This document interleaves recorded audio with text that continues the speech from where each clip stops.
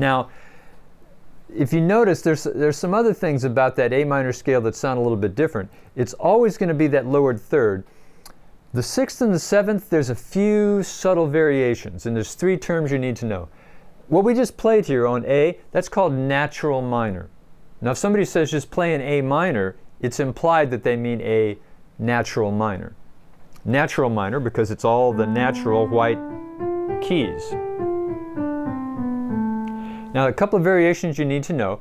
The 2 you need to know are harmonic minor. So there's natural minor, there's harmonic minor, and melodic minor. Now, if you're in college theory class, you probably remember going crazy about the specific rules of these. In modern rock, pop, modern worship music, it's not really that big a deal. Songs can sort of hint at harmonic minor, they can hint at melodic minor, so don't get hung up on it. But just so you know, here's what the difference is. Start with A natural minor. In harmonic minor, instead of lowering the 6th and 7th, like natural minor, there's your lowered 6th, your lowered 7th, and then the octave. Harmonic minor keeps the 7th high, just like it would be in a major scale. Sounds like this. Now automatically when we hear that,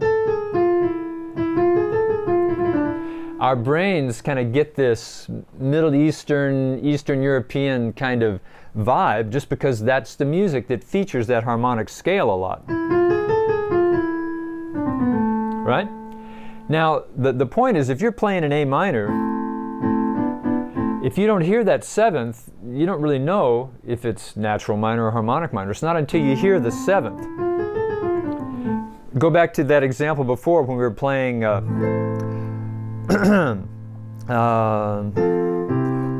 Our God is an awesome. There's that sharp 7th. So that cadence of awesome God features harmonic minor. Now the other version, melodic minor, this is a really interesting one. It's called melodic minor simply because it depends which direction the melody is going. When the melody goes up, you raise the 6th and 7th. When the melody goes down, you lower the 6th and 7th.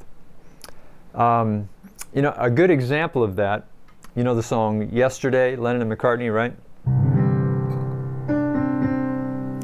Walking up, see how I raised those 2 notes? I'm playing in C, so normally it'd be all white keys, but when I walk up melody, I'm sharping the 6th and 7th. Now when I walk down, now I'm playing the lowered versions. So that's the difference in melodic minor. When the melody goes up, you raise the 6th and 7th. Melody goes down, you lower the 6th and 7th, just like natural minor. But again, bear in mind that pop rock music, you could jump in and out of those different melodic modes all the time. So don't get hung up about it. It's just good to know those terms. Now in the later chapter, we're going to study, we're going to dive into some real unique scales. We're going to dive into the modes. We're going to talk about some other variations of minor. There's things like gypsy minor and Phrygian minor. A lot of variations that, to our ears have these, kind of real particular cultural, international sort of flavor to them. But we'll dive into that later. But scope out the workbook. Check out the natural minor. Check out the relative minor key signatures. There's also parallel minor. Parallel minor is basically just starting on the same root. Like here's C major. The parallel minor is just C minor. So check out that chart as well.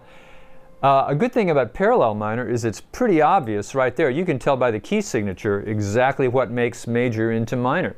When you look at C major, no sharps or flats. You look at C minor, it has 3 flats, 3 lowered notes. The 3rd, E is lowered. 6th, the A is lowered. 7th, the B is lowered.